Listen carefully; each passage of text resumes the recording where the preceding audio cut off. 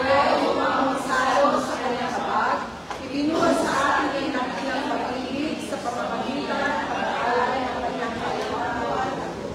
Tatanggapin natin ang Panginoon ang may alala sa dakilang kaloob. Ang pag-ibig ay nahihayag sa atin, pinatawad at tinanggap tayo ng Panginoon. Ialay natin ang ating mga sarili bilang mabangong handog sa kanyang harapan. Bukas natin ang ating mga puso sa Panginoon. Damhin natin ang kanyang mapagpalang presensya habang tayo sumasamba sa kanya sa Espiritu at sa katotohanan. Alalahanin natin ang masaganang kaloob ng Diyos sa buhay ng bawat isa. Magalak tayo sapagkat tunay na ang Diyos ay tapat at mabuti at anumang kaloob niya ay maaasahan. Wika ni Apostol Pablo at hindi tayo binibigo ng pag-asang ito sapagkat ang pag-ibig ng Diyos ay ibinuhos na sa ating mga puso sa pamamagitan ng Espiritu Santo na ipinagkaloob sa atin. Manalangin tayo sa patnubay ng banal na Espiritu.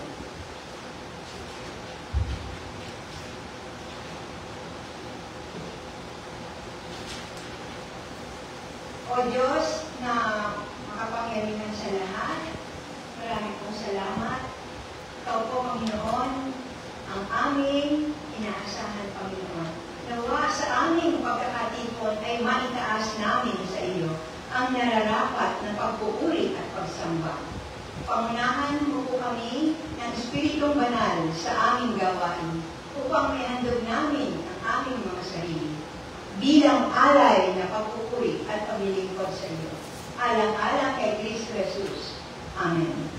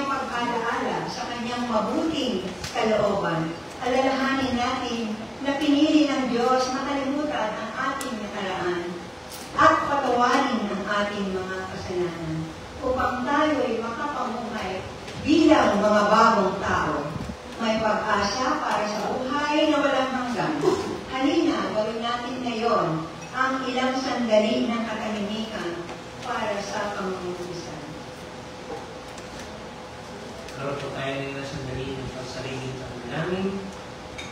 At ating lapit sa Diyos, ang ating manalo kawalan ng kailangan. Laban sa Kanya at sa ating tao.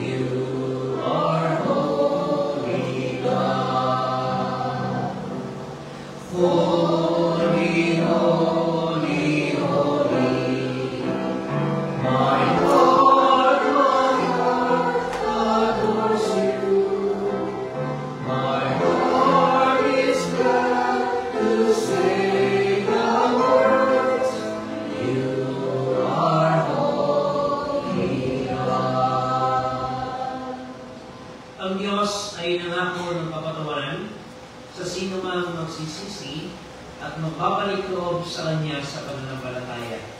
Hindi man natin matalos, ni maunawaan ng pag-iisip at pamamaraan ng Diyos, sapat na para sa atin ang katiyakan, ang laging hangad ng Panginoon para sa atin ay ang lalong mabuti. Kaya naman, pasalamatan natin siya sa Kanyang biyaya at kabutihan. Ipakita natin ito sa pamamagitan ng mga binago nating buhay.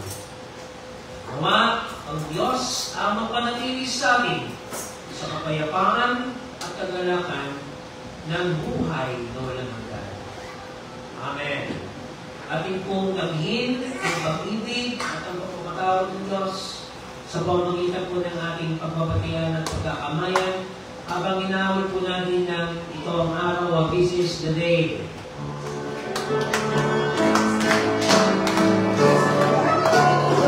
This is the day that the Lord has made, that the Lord has made. We will rejoice and be glad in it. For this is the day that the Lord has made. We will rejoice and be glad in it. This is the day that the Lord has made. Ito ang araw na nagawa ng Diyos, ay masaya. Purihin lang. Ito ang araw na nagawa ng Diyos, ay masaya at purihin lang. Ito ang araw na nagawa ng alive. Alive, alive, alive forevermore. My Jesus is alive, alive forevermore. Alive, alive, alive forevermore. My Jesus is alive forevermore. Sing hallelujah, sing hallelujah. My Jesus is alive forever. Sing hallelujah, sing hallelujah. My Jesus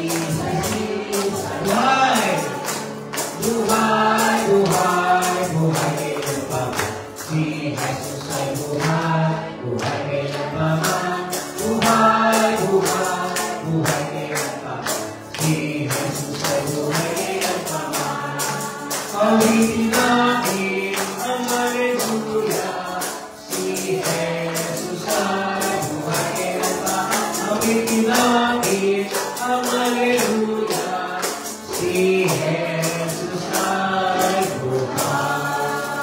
Napagod natin ang Panginoon.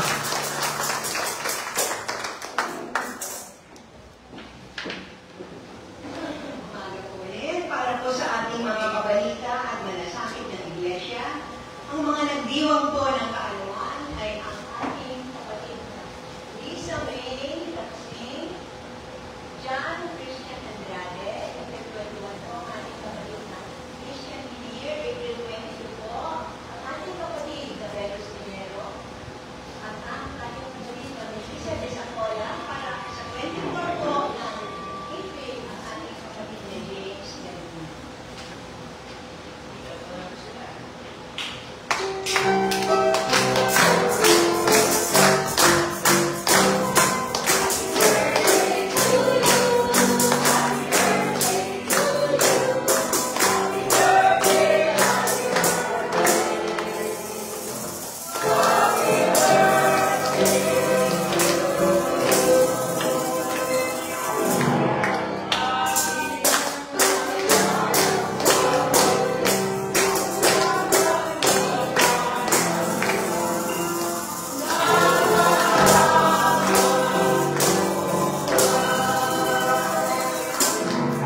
Para po sa karagdagang balita po, nais ko lang pong tawagin ang ating kapatid na Thea para sa konting pag-uulat para po sa nakaraang annual session.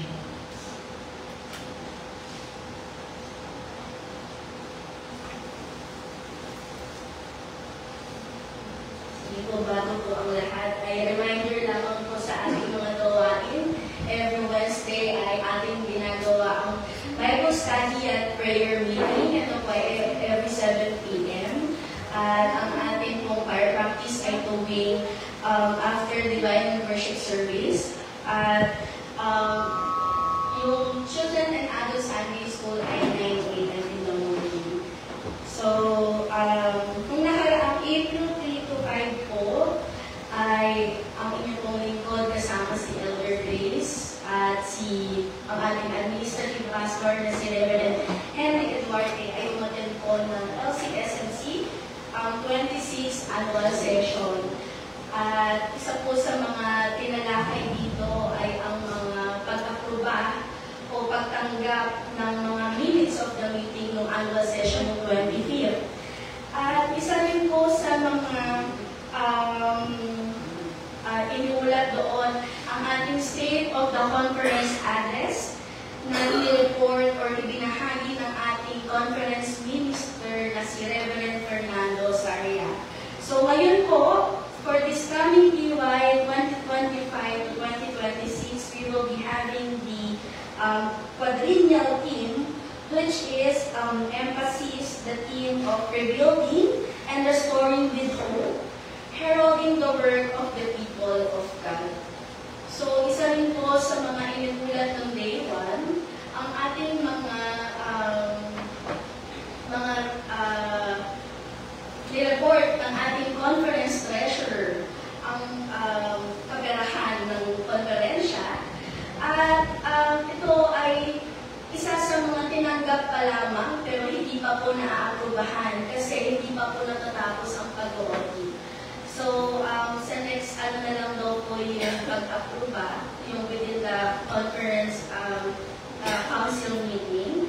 At isa rin po dito in-emphasize ang world, ang wider mission natin. So, isa sa South Manila, meron po ang pinakamataas na nagbahagi for this EY at Parañaque, pangalawa ang Sukat, at pangatlo po ang Evangel. At sa Cavite is naman po ay ang Anabo, Salinas at Salitran. At sa West naman po ay ang Buenavista, Noveleta at Pasong Kawayan. So, yung wider mission po ay isa ito sa mga pinaka-importante sa ating konferensya at sa National Marines and Locale dahil ito po ay malaking tulong para sa patuloy na pagtakbo o pagsalo or yung ginagamit natin mga budget para sa mga activities ng ating konferensya, pagtulong sa mga simbahan na kailangan. So, isa din po dito sa pagpapaalala sa atin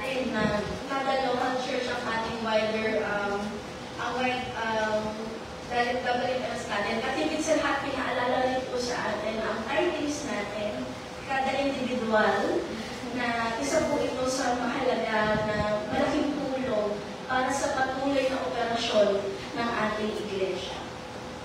Bukod po dito ay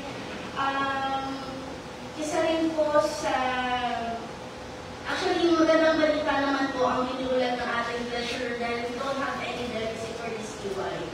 So, ayan po ang isa sa pasasalamat natin sa Panginoon dahil wala pong deficit. Although we have the shortfall na binubuo pa rin po until now at kuhanin pa ito sa mga ibang mga donations at mga wider mission na binibigay ng local iglesia. At meron po sa ating kapatid na ang ating Reverend Ron Camcam ay isa rin po sa nagbigay ulat na meron po tayong 2 papasok na ministerial student. At ito po ay ang ating for the meantime na ating CIAF President na si Brother Harold Ben Rivera. Siya po ay from UCCP Molino at si Sister Eileen Agapay from UCCP Sabang. So po ito po ang ating 2 ministerial student na papasok ngayon sa Union Theological Seminary. So kung meron din po nais na gustong pumasok at maging pastor, ay inaanyayaan din po kayo kapag kung nararamdaman niyo po na kayo ay tayo or tinatawag ng ating Panginoon.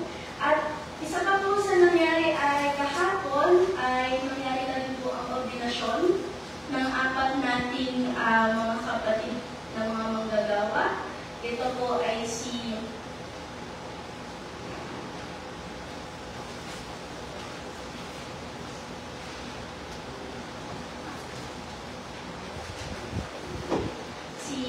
Pastora, si Reverend Aleli Antonio, Reverend Sernan del Rosario, Reverend Lord Ziden Paglinawan, at ang ating pong nakaraan ay, or na-assign na ministerial student na si Reverend Marais Molina. So sila na po ay naordinahan kahapon at isa pong kagalakan na ang inyong lingkod ay nakadalo ng 3 araw na annual session. At naobserbahan po natin ang ano pang mga pangangailangan ng konferensya at maging ano pa po ang pwedeng maitulong natin bilang isang lokal na iglesia. Yun lamang po, maraming salamat.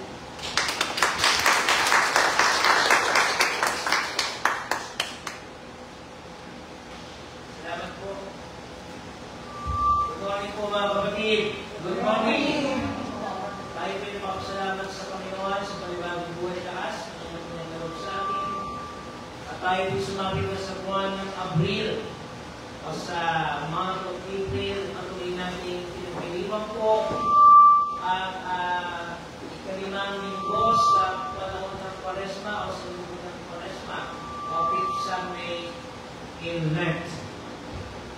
At salamat po kapatid na Thea sa iyong pag-uulat sa nakalipas na dalawang amin na taon pagpupulong ng ating konferensya, ang Lord Carita sa Manila Conference. At nakaraan ito din po ay atin naman pinagdiwang ang LCSMC Sunday. Napapasalamat po tayo sa Panginoon sa pagpapahayag ng salita ng Diyos sa pamamagitan po ng ating kapatid na Jester del Rosario. At patuloy po ang ating panalangin na nawa maging mabunga ang ministeryo po ng ating konferensya sa darating na Ecclesial Year. Ecclesial Year 2025-2026. At patuloy po sa ating mga gawain para po sa nalalapit na linggo o mahal na araw o Holy Week. Meron na po tayong itinalaga ng mga tagapagsalita sa darating po na mga araw. Pero gusto ko lang po na-remind mga kapatid na next week po kasi ay Palm Sunday na o Linggo ng Palaspas. Okay? Sino na po ang bugyat ng mahal na araw. Okay? So paalala lang po, next Sunday, so Palm Sunday po, yung Huwebes ng the following Thursday po, ay meron po tayo pananampahan dito ng alas 6 ng gabi. Yung Holy Thursday, 6 p.m. At ang lingkod po ang mamumuna sa naturang gawain.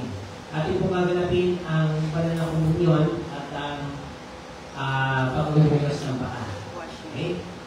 And then sa Good Friday po, ay aagahan po natin ng konti. Yung ating pananampahan, gagawin po natin ito 9:30 ng umaga. Okay? Para po, hindi ganun mainit kapag tayo po umuwi na. No? Yung traditional po kasi, ginagawang alauna ito ng hapon. Pero dahil po sa consideration natin sa kapilikan ng araw, ay dati ho, isang mga stress talaga. Matatapos yung Good Friday service. Pero ngayon po, agahan po natin ng konti, alas 9:30 po ng umaga. Okay?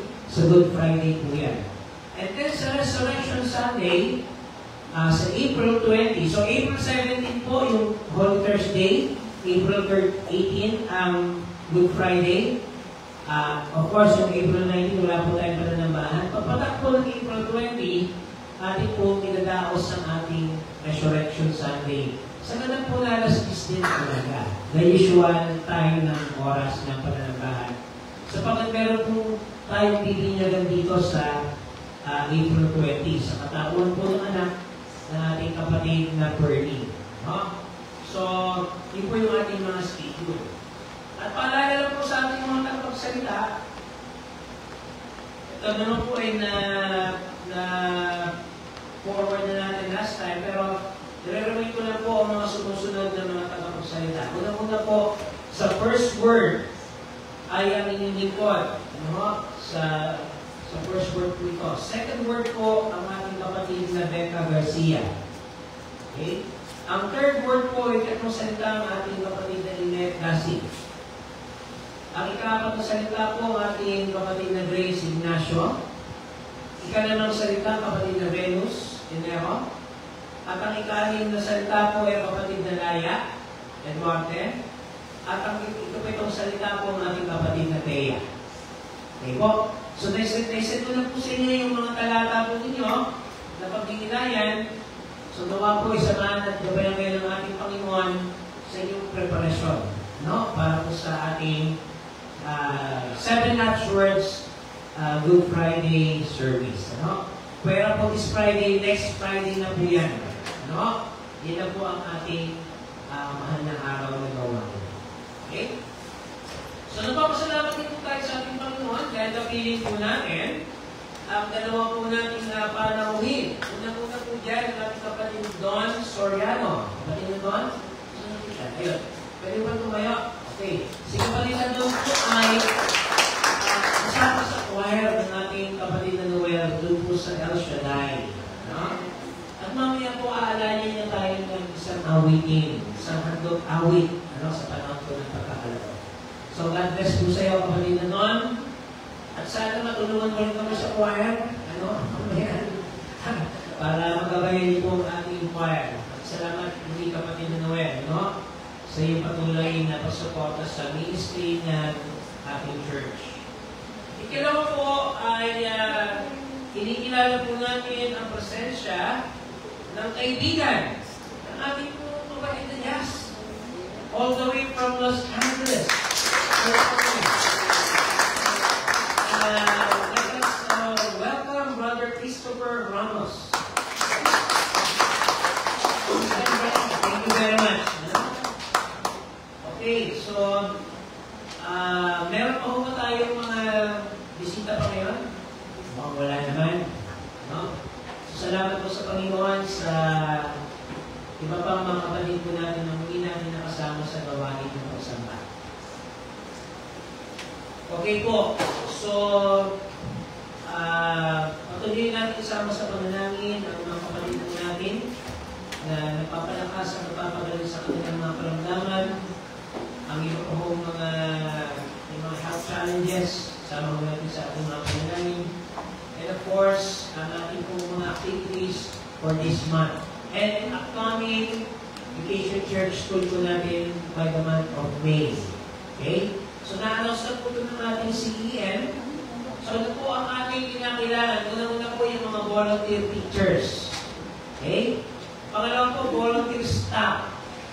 Yung mga pwedeng tumulong sa lahat po sa pagtutulong. Pangatlo po, ang inyong bukas na puso sa gawain ng pagkakaloob. Okay? Para po masustain natin yung ating pangangailangan.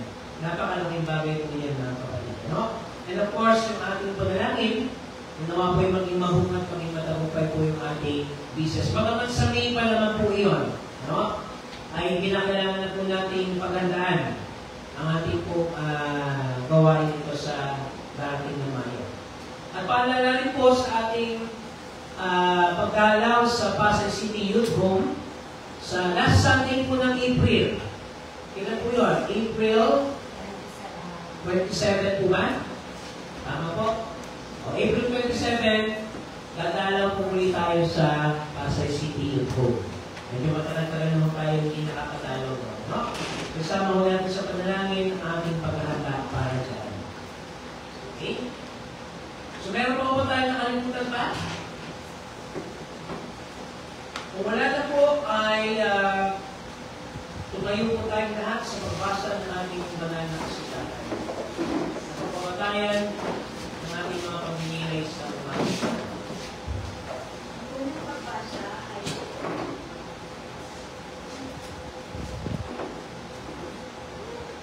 Unang pagbasa ay hango sa unang sulat ni Apostol Pablo sa mga mananampalatayang Kristiyano sa Filipos 3, versikulo 4 hanggang 14. Ang totoo, ako'y may sapat na dahilan upang panghawakan ang mga pisikal na bagay. Kung iniisip ninyo man na siya ay may katuwirang umasa sa ganitong mga bagay, lalo na ako. Ako'y pinuli sa ikawalong araw mula nang ako'y isilang. Ako'y isang tunay na Israelita, buhat sa angkan ni Benjamin at totoong Hebreo. Kung pagsunod naman sa kautusan ng pag-uusapan, ako'y isang Pariseo. Kung sa pagiging masukid ko sa kautusan, inuusig ko ang iglesia. Kung sa pagiging matuwid naman sa kautusan, walang maisusumbat sa akin. Ngunit dahil kay Kristo, ang mga bagay na pinapahalagahan ko noon ay itinuring kong walang kabuluhan. Ngayon, o itinuturing kong walang kabuluhan ang lahat ng mga bagay bilang kapalit ng lalong mahalaga ang pagkakilala kay Kristo na aking Panginoon. Ang lahat ng bagay ay pinalagay kong walang kabuluhan at itinuring kong basura, makamtan ko lamang si Kristo. At lubos na makipag-isa sa Kanya. Ang aking pagiging matuwid ay hindi sa pamamagitan ng pagsunod sa kautusan, kundi sa pananalig kay Kristo. Ang pagiging matuwid ko ngayon buhat sa Diyos sa pamamagitan ng pananampalataya. Ang tanging hangarin ko ngayon ay lubos ang makilala si Kristo, maranasan ang kapangyarihan ng Kanyang muling pagkabuhay. Makibahagi sa Kanyang mga paghihirap at maging katulad niya sa Kanyang kamatayan. Umaasang ako man ay muling bubuhayin mula sa kamatayan. Hindi sa makapitan ko ang mga bagay na ito. Hindi rin sa ako'y ganap na ngunit sinisikap kong makamtan ang gantimpala sapagkat ito ang dahilan kung bakit ako'y tinawag ni Kristo Jesus. Mga kapatid, hindi ko ipinalalagay na nakamit ko na ito. Ngunit isang bagay ang ginagawa ko habang nililimot ko ang nakaraan ay sinisikap na marating ang Kanyang nais kong makamtan. Nagpupunyagi ako patungo sa hangarin upang makamtan ang gantimpala ng pagkatawag sa akin ng Diyos sa pamamagitan ni Kristo Jesus. Ang buhay na nasa langit, ang salita ng Diyos, salamat sa Panginoon. Para po sa ating sagotang pagbasa, ito po ay makikita sa awit 126. Nang muling ibinalik ng Panginoon sa Sion ang mga nabihag, parang ito ito'y panaginip lang. Kami ay nagtawanan at nag-awitan dahil sa kagalakan. At sinabi ng mga bansang hindi kumikilala sa Panginoon. Gumawa ng dakilang bagay ang Panginoon sa kanila. Totoo, ginawa tayo ng dakilang bagay ng Panginoon at punong-puno tayo ng kagalakan. Panginoon, maging kami ang narin. Tulad ng iyong batis na muling nagkaroon ng tubig. Silang nagtatanim na lumulupa ay mag-aanim tuwa-tuwa. Ang umalis na lumuluha na may dalang bindi na itinanim ay babalik na masaya na may dalang kahanin. Ang umalis na lumuluha na may dalang bini na itinatanim ay babalik na masaya. Na may daladalang mga ani. Ang salita ng Diyos, purihin ang Panginoon. Nanatili po tayo ng kayo sa pagbasa ng ating Ebanghelyo. Ang pagbasa mula sa Ebanghelyo ng Panginoon ayon kay Juan, ang Kabanata 12, versikulo 1 hanggang 2. The Gospel of John, chapter 12, verses 1 to 8. Binuhusan ng pabango ang mga paa ni Jesus. Anim na araw bago sikapit ang pista ng Pasko, si Jesus ay nagpunta sa Betania kung saan nakatira si Lazaro na kanyang muling lingwan. Isang makunan ang inundaron para sa kanya. Si Lazaro ay isa sa mga kasalo ni Jesus. Samantalang si Marta naman ay tumutulong sa paglilingkod sa kanila. Kumuha naman si Maria ng isang bote ng mamahaling pabangong galing sa katas ng dalisay na nardo at ibinuhos sa mga paa ni Jesus. Pagkatapos, pinunasan niya ang mga ito ng kanyang buhok at napuno ang buong bahay ng halimuyak ng pabango. Ito'y pinuna ni Judas Iscariote, ang alagad na magkakanulo sa kanya. Sinabi niya, bakit hindi na lamang ipinagbili ang pabango at ibinigay sa mga dukha ang pinagbilhan? Maaaring umabot sa 300 salaping pilak ang halaga ng pabango niyan. Sinabi yun ni Judas, hindi dahil siya'y may malasakit sa mga dukha, kundi dahil siya'y magnanakaw. Siya tagapagdala ng kanyang salapi at madalas niyang inukupitan ito. Ngunit sinabi ni Jesus, pabayaan niyo siya. Hayaan niyo ilagay ito para sa araw ng aking libing. Pabaya, habang panahon kasama ninyo ang mga dukha, ngunit ako'y hindi ninyo kasama habang panahon. Ito ang mabuting balita ng ating kaligtasan.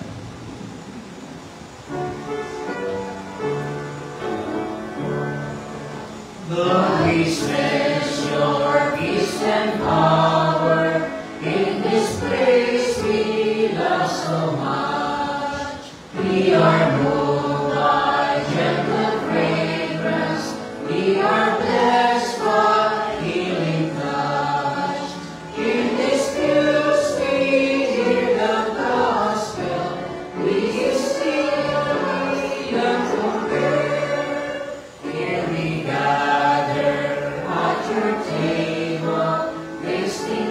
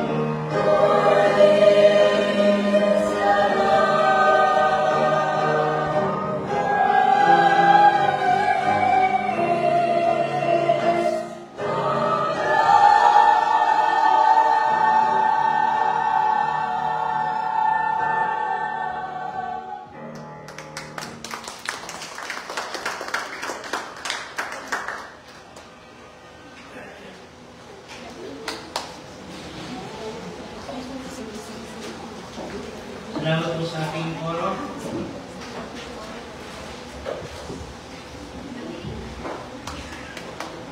Kanina po ay nanalangin po ako. Sabi ko, sana bumalik agad si Ate Cory. Pagkapanalangin ko po, pag dilad ko, nandiyan na siya sa harapan. Sapurihin po talaga ang Panginoon. Palakpakan po natin ang Panginoon. Sabi ko, nag-aalala na ako. Sabi, Ate Becca, kayo na po mag-pagbuhat. Pero tunay nga po na kumikilos ang Diyos at mabuti ang Diyos sa lahat ng oras at panahon ng ating buhay. Tayo po sa magaling manalangin, Panginoon, kami po inyo samahan at ingatan sa patuloy namin na pagninilay ng inyong buhay at mga salita at nawa ang inyong banal na Espiritu ang mangusap sa bawat isa sa amin sa pangalan ni Jesus. Amen. Kaya niyo po na dalawang wika ang aking babanggitin sa umagang ito. Una po ay sa wikang Pilipino at ilan sa wikang Ingles upang bigyan daan ang ating kapatid na kanyang maunawaan kahit papalo sa salita ng ating Panginoon. Ang ating pong talata mula sa umagang ito ay mula sa Ebanghelyo ni Juan. Mula po sa Kabanatang 12, versikulo 1 hanggang 8. At ito po ay ang talata kung saan ang ating Panginoong Hesus ay muling nakasama ang kanyang BFF o kanyang kaibigan na si Lazaro na kanyang binuhay. Pagkaraniwan po sa ministry ng ating Panginoon ay ang kanyang pagdadalaw o pagbisita. At napakahalaga po nito sa ating buhay bilang isang iglesia.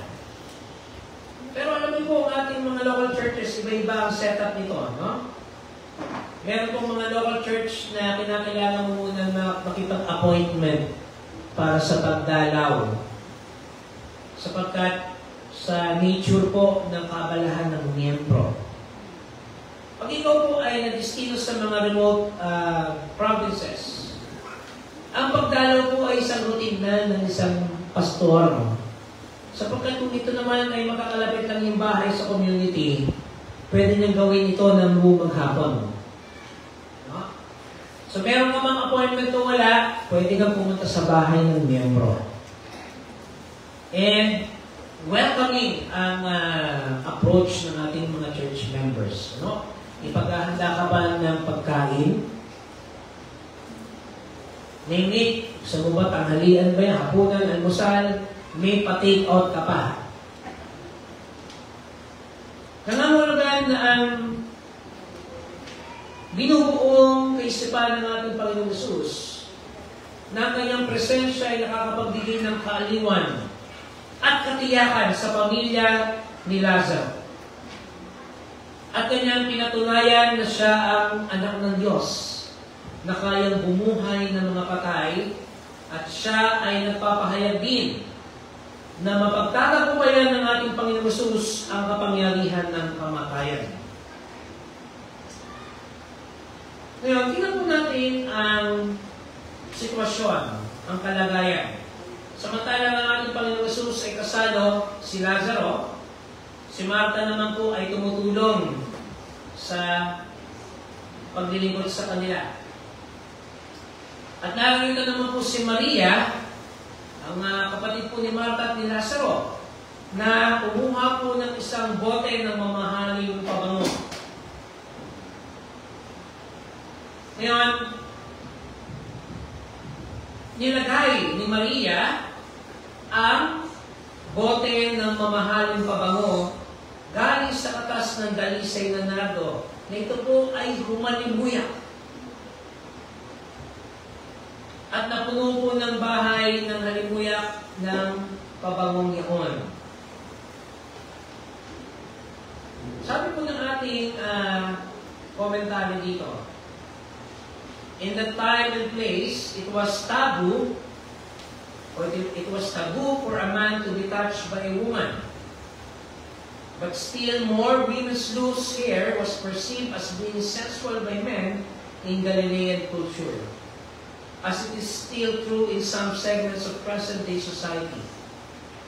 The same Mary that anointed Jesus' feet is the same one who sat at his feet to study.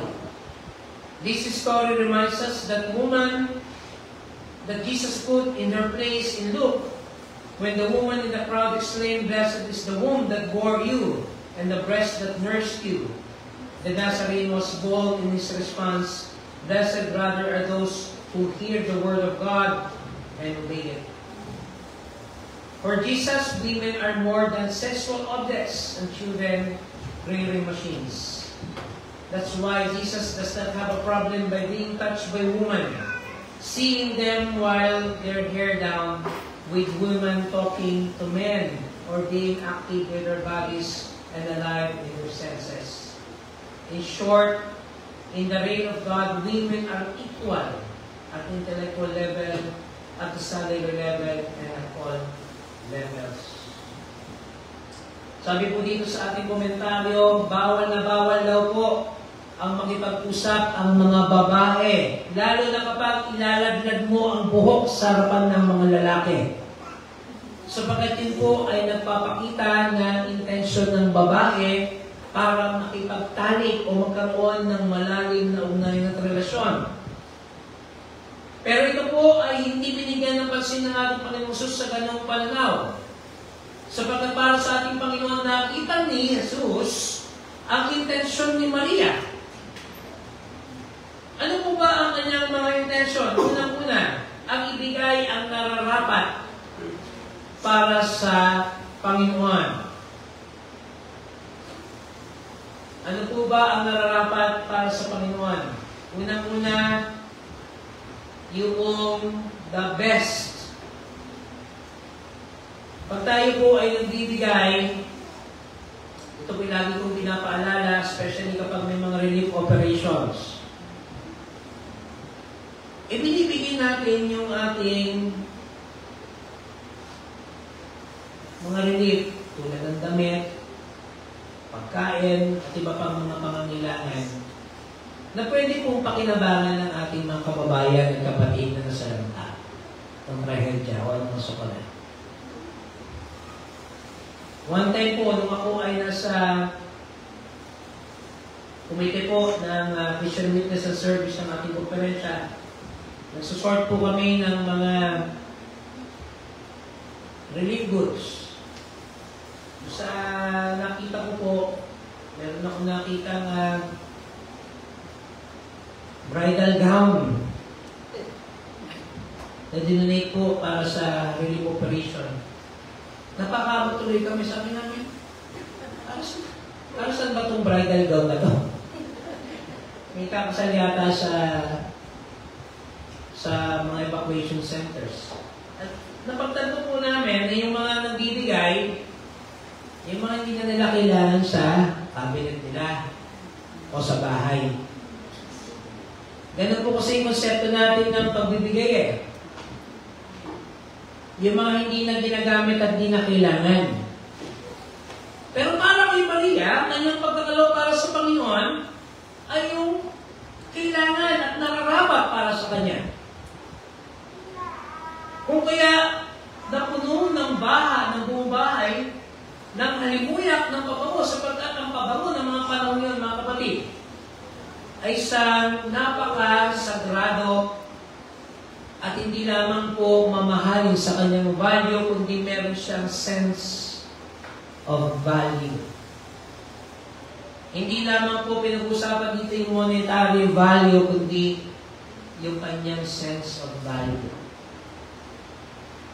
Ngayon, meron pong sumuway sa kanya. Sabi po ni Judas Iscariote ganito, bakit hindi na lamang ipinagbili yung pabango at ibinigay sa mga dukha ang pinagbilihan? Pwede pa kumabot yan ng 300 salaping pila. In short, bakit ganito?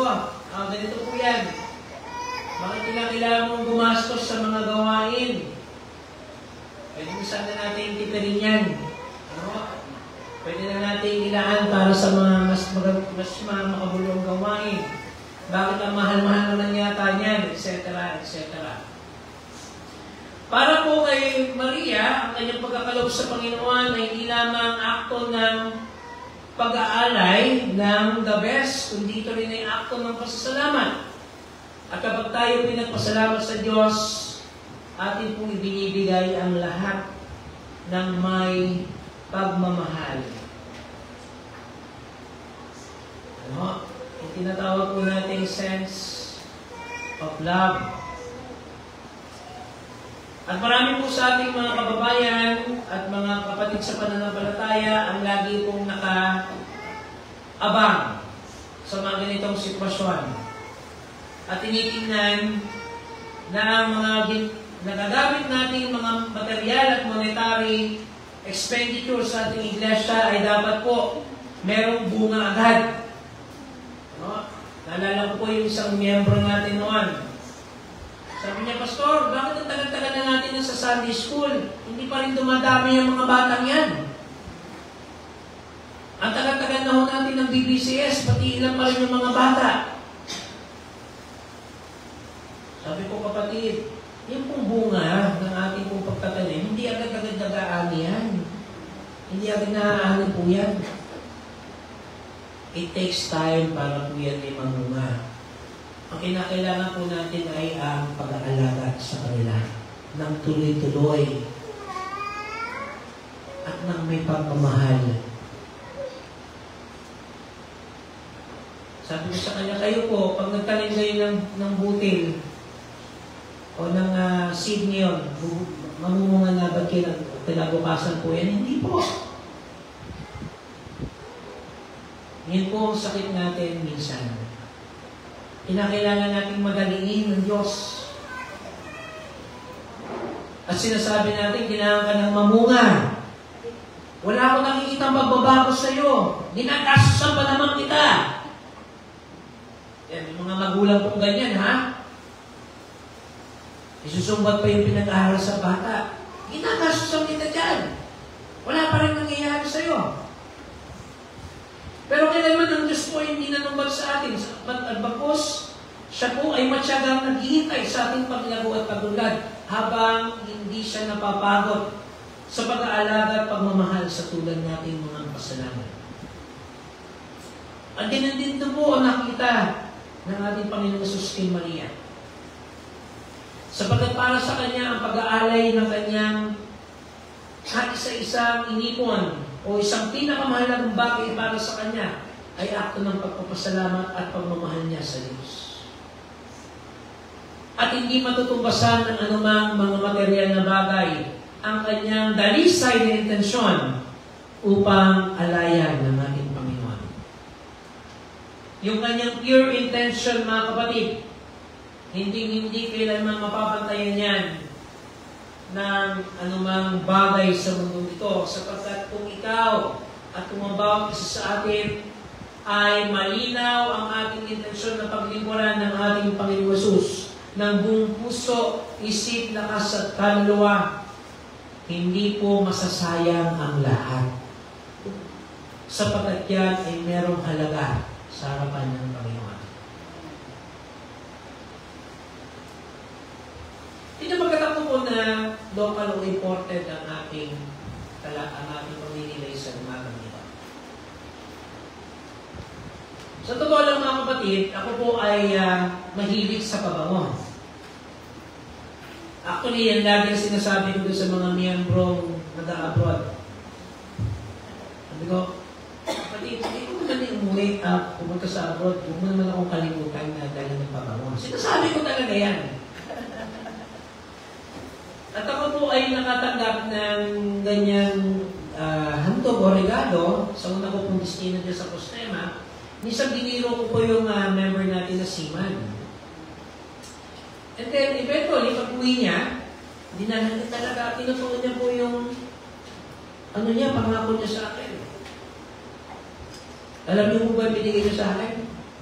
Polo Ralph Lauren, original. That was 2008. Alam niyo po, 2 taon kong tinago yun.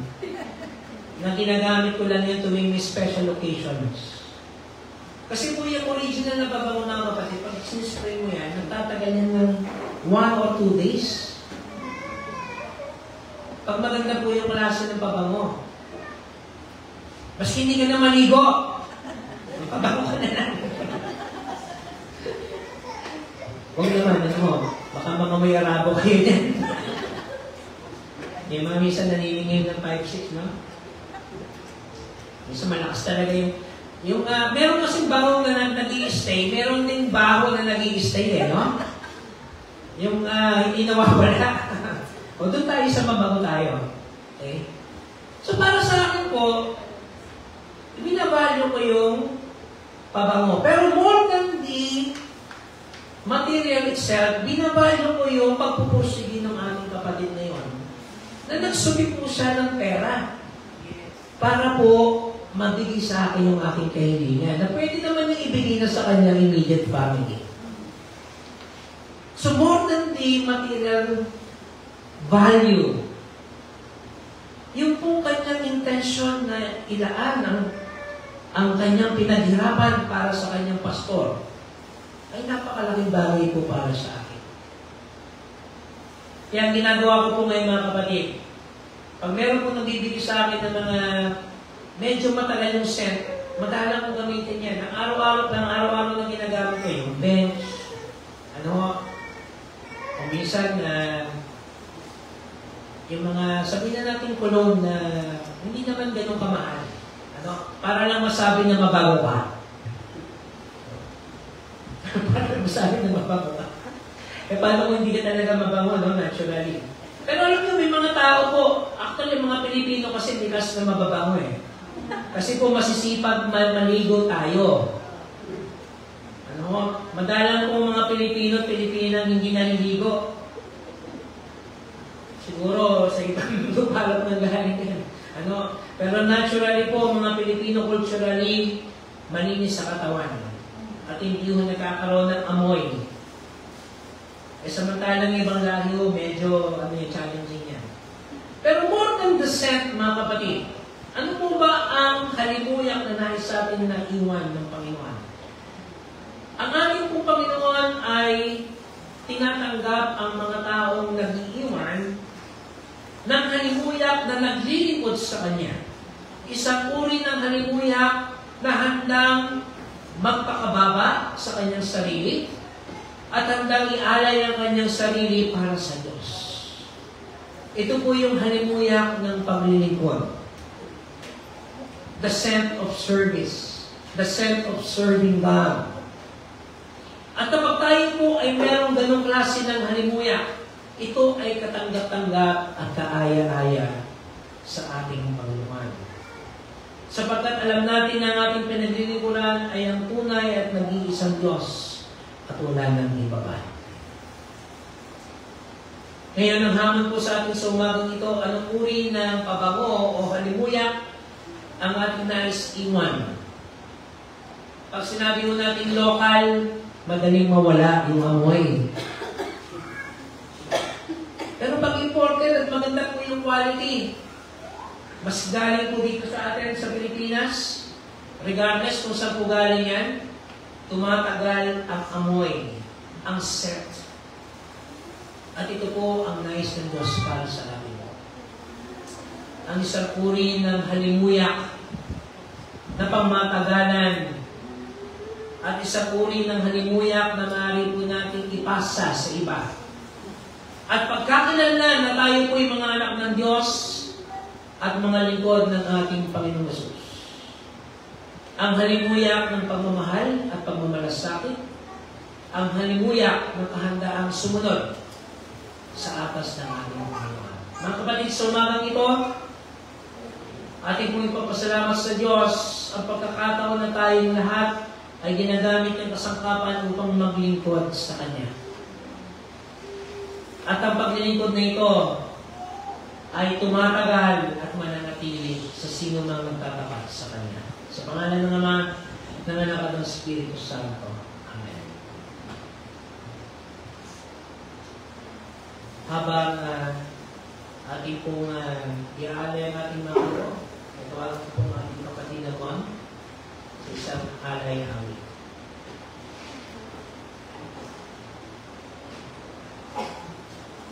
Sa ating paghahandog, hikayat sa ating ni Apostol Pablo ang ganito. Yaman kayo'y mga anak na minamahal ng Diyos, tularan ninyo siya. Mamuhay kayo ng may pagmamahal tulad ni Kristo. Dahil sa kanyang pagmamahal sa atin, inialay niya ang kanyang buhay bilang mabangong alay at handog sa Diyos. Halina, ialay din natin ngayon ang ating mga kaloob na pasasalamat sa Panginoon kasama ang ating mga buhay.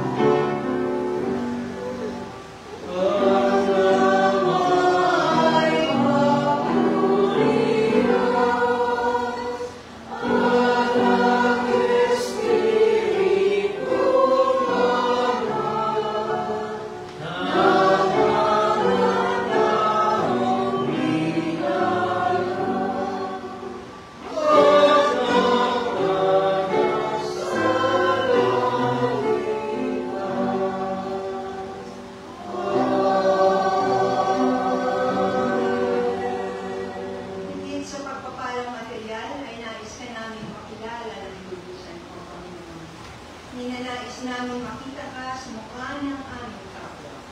Hinahangad namin mapaglingkuran ka at nakahanda kaming talikuran ang lahat para sa iyo. Nawa ang aming mga kaloob ay maging simbolo ng aming taus-pusong pag-aalay ng mga sarili para sa iyong gawain. Tanggapin mo unawa at kalugan ng mga ito at kami mga naghahandog nito. Amen.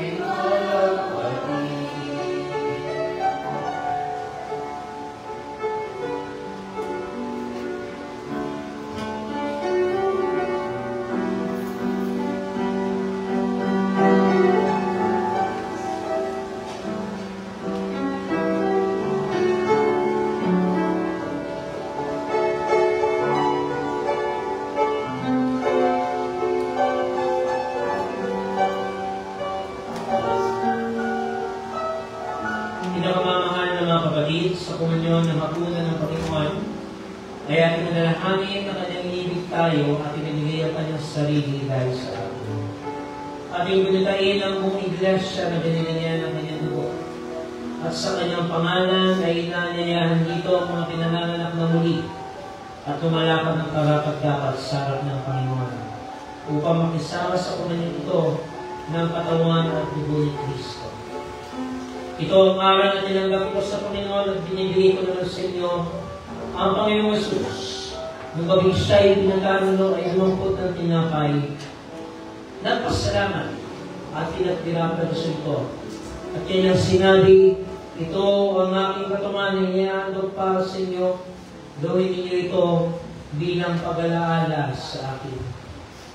At hindi naman matapos maghapunan ay hinawakan niya ang sarong sinabi, ang sarong ito ang bagong tipan na pinagtitibay ng aking dugo. Sa tuwing inumin ninyo ito, ay gawin ninyo bilang pag-alaala sa akin. Sapagkat sa tuwing kakain kayo nitong tinapay at iinom itong ng saro, ay pinapahayag ninyo ang kamatayan ng Panginoon hanggang sa muling pagparito niya. Ang sino mang kumakain ng tinapay at umiinom sa saro ng Panginoon nang di nararapat, ay nagkakasala sa katawan at dugo ng Panginoon. Kaya dapat siyasatin natin ang ating mga sarili bago kumain ng tinapay at uminom sa saro.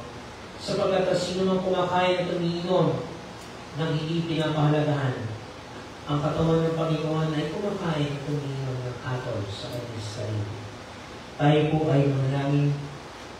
Kabanal-banal ng Diyos, pag-indapatin mo kami sa aming pagtanggap ng katawan at dugo ng anak mo si Jesus. Loobin mo pong maging daluyin ito ng pagpapala sa aming mga buhay upang kami man ay maging bisin mo sa paglilingkod sa sakatatungan hanggang sa kami ay makapiling mo na sa iyong tigil at sa iyong kahalan. Tanggapin mo po ang pagtatalaga namin ng buhay at paglilingkod sa banal na pangalan ni Jesus namin Panginoon at Tagapagligtas. Amen. At ngayon, mga kapatid, sa Panginoong Kristo, sa diwa ng pag-alala natin kay Jesus sa pamamagitan ng sakramento ito, ay aking tinitigil sa inyo ang tinapay at ang alak na siyang katawan at dugo ni Jesus bilang sagisag ng ating pakikisa sa kanyang ministeryo. Ang lahat niya na nagpapasakot kay Kristo Jesus at kumikilala sa kanya bilang Panginoon at tagapagligtas ay malubot na inaniya ng siglo sa dulang nito ng ating Panginoon.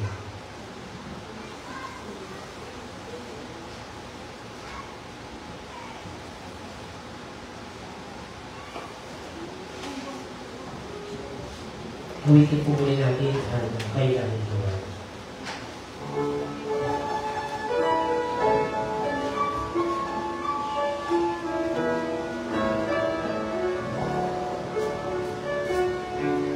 Hindi ko mag-isip ay nakiwaga ay aking pag-ingat at papatas sa akin sa lanarin ka na iyong amunin wala hanggan ang Diyos ang iyong pag-ibig ng aking malasin alam at tinapay aking tagalaan walang mapagsikat ikinakailangan aking pangulihin kung bakit ang bigat na ako'y walang pati.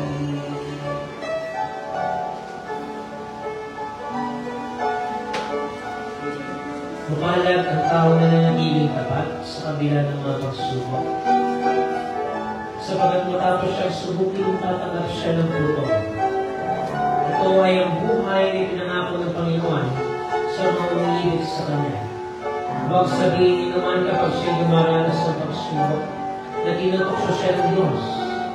Sapagat ang Diyos ay hindi matutukso ng masama at hindi naman niya tinutukso ang sinuman. Huwag kayong padaya mga kapatid ko minamahal. Bawat kalog ng mabuting ganap ay buhat sa langit mula sa Ama na lumikha ng mga kamalaw sa langit. Hindi siya nagmamahal.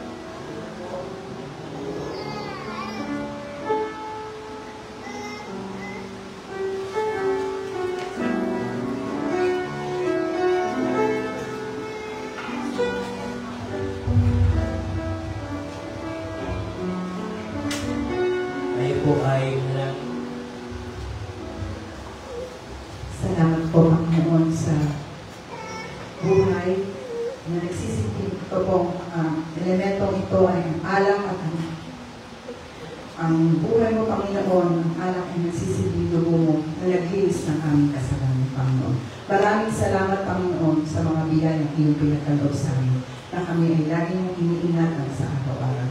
Ito pong aming samot na lang may pagpupuri at pagpapasalamat sa iyo.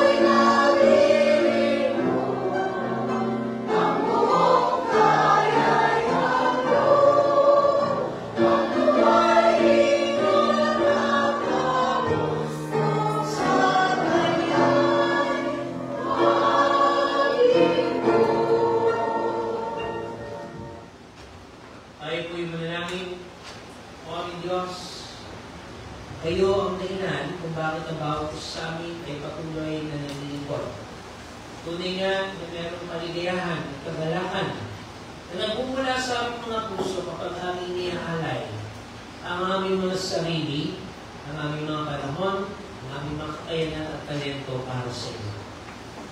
Tunay nga, Panginoon, ang dahilan ng aming paglilingkod ay hindi ang aming kapwa, hindi ang aming mga sarili, kundi kayo lamang. Kayo ang Diyos na nakahigit sa lahat. Kayo ang Diyos na makapangyarihan sa lahat. Kayo ang Diyos na aming kinikilala at kikilalanin pa sa mga susunod na panahon at dito ng aming mga buhay. Tunay nga, Panginoon, na naging halimbawa ni Maria na kanyang inialay ang nararapat para sa inyo. Ang mamahaling pabango na matagal niyang pinag-ipunan at pinaghirapan. Ang kahulugan nito, higit pa sa halaga ng pagsalaping pagtingin, kundi kung ano ang kanyang intensyon, kung ano ang kanyang layunin sa inyo, Panginoon, ay ibigay niya ang kanyang buong makakaya para sa inyo, sapagkat minamahal kayo, o aming Panginoon. At kung paano kami rin ay yung minamahal, O Diyos, nararapat lamang na ibalik namin ang pasasalamat, ang papuri at ang pagkilala sa inyong pagkatakilalan para sa amin. Panginoon, hindi pa po sapat ang mga ito, sapagkat kulang pa ang aming mga ipinagkakalog para sa inyo. Subalit, sa inyong habag at sa inyong biyaya, ito ay nagiging sapat. Sapagkat nananatili ang aming kabuuan, sapagkat inyong binubulan ang aming mga pangangailangan. Ang lahat ng mga kakulangan sa aming Panginoon ay inyong binubuo at ginagawang ganap. Sa lahat ng ito, Panginoon, nagpapasalamat po kami. Sapagkat nananatili ang inyong pagmamahal sa bawat isa sa amin, ang inyong habag at biyaya, ang inyong presensya ay patuloy na nananahan sa bawat isa sa amin. Kung kaya sa mga oras nito, patuloy po kami pagpupuri bilang inyong mga anak at bilang isang komunidad. Panginoon, namin po tinataas sa inyong pangalan ang buong buwan ng Abril. Dahil higit po sa nalalapit na pag-alaala namin sa inyong pagpapakasakit para sa amin. Sa nalalapit na Semana Santa, sa kung paano ang inyong dakilang pag-ibig o Diyos ay hindi pinahayag at iniahalay para sa tulad namin mga makasalanan. Sa mga tulad namin mga taong hindi karapat-dapat sa inyong paningin, Panginoon. Naririyan ang inyong presensya. Naririyan ang inyong pagnanais para sa amin. Kung kaya, Panginoon, bigyan niyo po kami ng sapat na lakas at inspirasyon sa buong buwang ito. Gipuin ninyo, O Diyos, ang inyong mga anak na patuloy na nakakaranas ng karamdamang pisikal, ng mga panghihina, at ang iba pang mga bagay, Panginoon, na nagdudulot upang kami ay mawalay sa inyo, Panginoon. Alam namin na minamahal ninyo ang bawat isa sa amin. At hindi ninyo hayaan na mapahamak ang inyong mga anak at mga nito. At patuloy natin itong kinikilala bilang sa pagkakataon upang magpatuloy kami sa pagpapasalamat sa inyo. At upang kilalanin, O Diyos, ang inyong kadakilaan, ang inyong katapatan sa lahat ng oras na panahon ng aming buhay. O kaya, Panginoon, pinagkakatiwala namin sa inyo ang lahat. Hindi namin alam ang aming kinabukasan. Subalit, patuloy namin inihahayag ang aming pagtitiwala at pananampalataya sa inyo. At aming Panginoon, kami po ay naniniwala na patuloy niyo kami sasamahan, iingatan at kakaninahin sa lahat ng oras at pagkakataon ng aming buhay. Panginoon, dalangin namin ang mga kabataan, ang mga bata, ang mga kababaihan at kalalakihan ng iglesia ito. Sa bawat pamilyang bumubuo sa iglesia ito. Sa bawat ministeryo na itinatatiwala sa aming Panginoon. Ang ministeryo ng pananalangin, ang ministeryo ng pagkakaloob, ang ministeryo ng pakikinig, ang ministeryo ng pagmamalasakit, ang ministeryo ng pagiging mabuting katiwala at iba pang mga uri ng gawain na aming tutupin sa darating na mga araw at araw. Panginoon, samahan niyo po kami at patuloy na pagkakilala. At patuloy namin nakita, Panginoon, ang kahalagahan at kahulugan ng aming mga buhay ay nakasalalay sa iyo. Panginoon, sa mga oras ito, samahan niyo po kami kayo ng inyong banal na Espiritu. Patuloy na maging daluyan ng pag-ibig at pagpapatawad patungo sa aming kapwa. Wala kayo sa mga susunod na panahon ng aming buhay. Ito po ang aming pagsasama po na lang ng aming pasasalamat sa tanging pangalan ni Jesus, na aming Panginoon at Tagapagligtas. Amen. Umayo tayo ngayon at tahangin ng daan na tinawag sa atin ng Diyos. Ipahayag natin at iasik ang mabuting balita sa gitna ng ating mga pagluha at kasakitan ng buhay. Ang Diyos ay may kaloob na kagalakan at kapayapaan sa atin. Nawa ang Diyos ay ibuhos sa atin ang kanyang habag. Si Kristo ay alin tayong ganap at ang Espiritu Santo ang magpalakas sa atin upang patuloy namin pagsikapan na maabot ang hangganan ng takbuhin para sa gantimpala ng mataas na pagkatawag sa atin ng Diyos na nakay Kristo Jesus. Umayo tayo ngayon na kandang ibigin at pagliwalay ng isang Diyos, ang Ama, ang Anak at Diwang Patnubay. Amen.